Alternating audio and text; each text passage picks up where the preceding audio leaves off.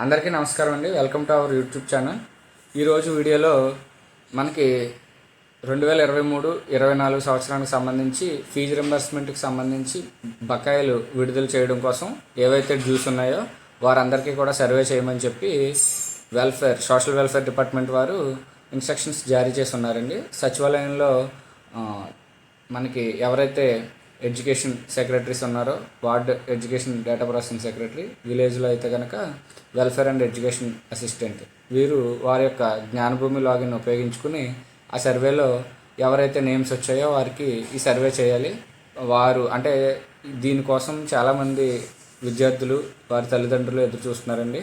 2023-24 నుంచి కూడా fee reimbursement బకాయిలు అనేవి చెల్లించలేదని చాలా కాలేజీల్లో మీ సర్టిఫికేట్లు కూడా పూర్తయిన వారికి సర్టిఫికేట్లు కూడా వెనక్కి ఇవ్వము, మొత్తం చెల్లిస్తే తప్ప అని ఈ విధంగా రకరకాల ఇబ్బందులు ఎదుర్కొంటూ వస్తున్నారని సంవత్సరం నుంచి. సో ఎవరైతే ఈ డ్యూస్ ఉన్నారో వారందరికీ కూడా సర్వే నిర్వహించమని చెప్పి గైడ్లైన్స్ వచ్చాయండి. ఈ సర్వేలో ఎవరి పేర్లు అయితే వచ్చాయో వారికి ఈ సర్వే నిర్వహించాలి.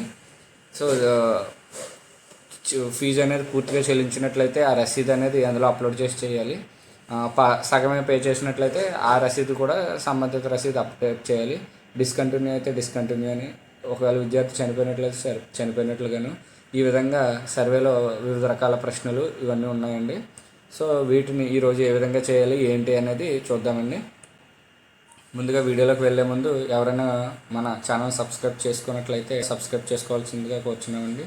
ఇటువంటి మరిన్ని వీడియోలు మీ ముందుకు తీసుకురావడానికి మాకు మరింత ప్రోత్సాహం ఇచ్చిన వారు అవుతారు. సో వీడియోలోకి వెళ్ళిపోదామండి. మనకి అకాడమిక్ ఇయర్ 2023-24కి సంబంధించి social welfare department government of Andhra Pradesh వారు ఆదేశాలు జారీ చేసి ఉన్నారండి. మనకి జ్ఞానభూమి అని ఒక యాప్ ఇవ్వడం జరిగిందండి. ఈ app welfare and education assistant గ్రామీణ ప్రాంతాల్లో, పట్టణ ప్రాంతాల్లో అయితే ward education and data processing secretary వారికి ఈ సంబంధిత లాగిన్ ఉంటుందండి. ఆ లాగిన్లో వారి యొక్క యూజర్ ఐడి పాస్వర్డ్ తోటి లాగిన్ అయిన తర్వాత మనకి ఏరియర్స్ సర్వే 2023-24 అని ఉంటుందండి. సో ఏరియర్ బకాయిలు ఏమవుతున్నాయో ఆ మాడ్యూల్ ఉంటుంది. దాన్ని క్లిక్ చేసిన తర్వాత సెక్రటేరియట్ నేము తోటి కింద టోటల్ ఎంతమందికి సర్వే చేయాలి, ఎంత కంప్లీట్ అయింది, ఇంకా ఎంత పెండింగ్ ఉన్నది మనకి చూపిస్తుందండి. తర్వాత మనకి నాట్ సర్వేడ్ కౌంట్ ఏదైతే ఉందో ఆ కౌంట్ మీద క్లిక్ చేసినట్లయితే స్టూడెంట్స్ లిస్ట్ అనేది కంప్లీట్గా ఓపెన్ అవ్వడం జరుగుతుందండి. సో అయితే సంబంధిత కార్యదర్శి ఎవరైతే ఉన్నారో వారు స్టూడెంట్స్కి ఉన్న మొబైల్ నెంబర్ ద్వారా వారికి ఇన్ఫామ్ చేసి వారి ఇంటికి బయోమెట్రిక్ అథెంటికేషన్ డివైస్ ఏదైతే ఉందో అది తీసుకుని వెళ్ళాలండి. అయితే మనం ఏ విధంగా చేయాలి ఏంటి చూద్దామండి. ఇప్పుడు స్టూడెంట్ నేమ్ మీద క్లిక్ చేయాలి. చేసిన తర్వాత మొట్టమొదటిగా అక్కడ స్టూడెంట్ వివరాలు మొత్తం వస్తాయండి. ఏ సంవత్సరం, అప్లికేషన్ ఐడి ఏంటి, డేటు, అలాగే టోటల్ ఫీజు ఎంత కోర్సుకి సంబంధించి, amount released in first quarter, ఈ విధంగా మనకి డీటెయిల్స్ అనేవి వస్తుందండి. Balance amount to be released అలా వస్తుందండి. అయితే కింద క్వశ్చన్ ఏమడుగుతుందంటే did the student pay the balance amount to the కాలేజీకి ఫీజు అనేది స్టూడెంట్ చెల్లించాడా లేదా అనే క్వశ్చన్ అండి. ఒకవేళ వాళ్ళని అడుగుతాం మనం మొత్తం చెల్లించేసామంటే కనుక ఎస్ క్లిక్ చేస్తాం. అదే మొత్తం కానీ పార్షియల్గా కానీ చెల్లించినట్లయితే ఎస్ పెడతాము, చెల్లించినట్లయితే నో పెడతామండి. నో పెట్టి అథెంటికేషన్ చేయాలి. సో ఎస్ పెట్టినప్పుడు మనకి మళ్ళీ క్వశ్చన్స్ అడుగుతుందండి. కంప్లీట్గా పే చేశారా, fully paid are partially paid. Fully పేడ్ అయితే కనుక అక్కడ అమౌంట్ ఆ రిసిప్ట్ మీద వాళ్ళు పే చేసిన రిసిప్ట్ చూపిస్తారు కదండి, ఆ రిసిప్ట్ మీద ఉన్న అమౌంట్, రిసిప్ట్ డేటు, అలాగే ఆ రిసిప్ట్ని ఫోటో క్యాప్చర్ చేసి అక్కడ కింద అథెంటికేషన్ మదర్ది కానీ స్టూడెంట్ది కానీ ఎవరో ఒకరిది సబ్మిట్ చేస్తామండి.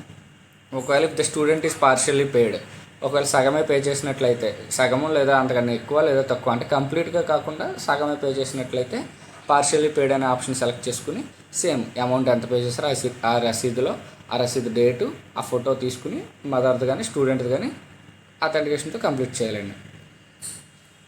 నెక్స్ట్ తర్వాత ఇఫ్ నో పెట్టినట్లయితే కనుక the student is not paid, so మదర్ది కానీ స్టూడెంట్ది కానీ తీసుకుంటారు. అలాగే if the student is discontinue అయితే డిస్కంటిన్యూ చేస్తామండి. సో కొన్ని కేసెస్లో చనిపోవడం వల్ల ఇంకా కాలేజ్ మానేయాల్సి వస్తుంది. ఆ తర్వాత సంవత్సరం అనేది జరగనట్టే కాబట్టి ఆ సంవత్సరంలో చనిపోయినట్లయితే కనుక డైడ్ అని సబ్మిట్ చేస్తామండి. సో చేసి ఆ మదర్ది ఆధార్ అంటే నాట్ పేడ్ అయితే మదర్ కానీ స్టూడెంట్ కానీ అథెంటికేషన్ తీసుకుంటాం. డిస్కంటిన్యూ అయినా కూడా మదర్ కానీ స్టూడెంట్ కానీ తీసుకుంటాం. ఒకవేళ స్టూడెంట్ డైడ్ అయితే కనుక మదర్ అథెంటికేషన్ తీసుకుంటామండి. సో ఈ నో కేసెస్లో ఈ 3 కేసెస్ సబ్మిట్ చేసి అథెంటికేషన్ కంప్లీట్ చేస్తామండి.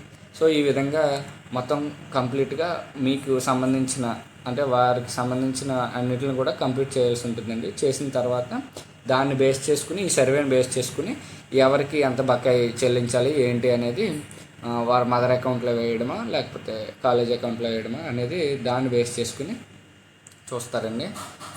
సో ఈ సర్వే అనేది చాలా ఇంపార్టెంట్. సో ఎవరైనా స్టూడెంట్స్ మీకు బకాయి ఉన్న వాళ్ళు ఎవరైతే ఉన్నారో వారు ఇన్ఫర్మేషన్ ఇచ్చట కంటే ముందే మీరు ఒకసారి సచివాలయాన్ని సంప్రదిస్తే మీకు ఇబ్బంది ఉండదు. సర్వే అనేది డిలే అవ్వకుండా త్వరగా కంప్లీట్ అవుతుంది. అలాగే ముందు ఈరోజు వీడియో దీని మీద ఇంకా ఏమైనా డౌట్స్ ఉన్నాయన్నా కామెంట్ సెక్షన్లో చెప్పినట్లయితే మేము కనుక్కొని మీకు వివరాలు అందజేస్తాము.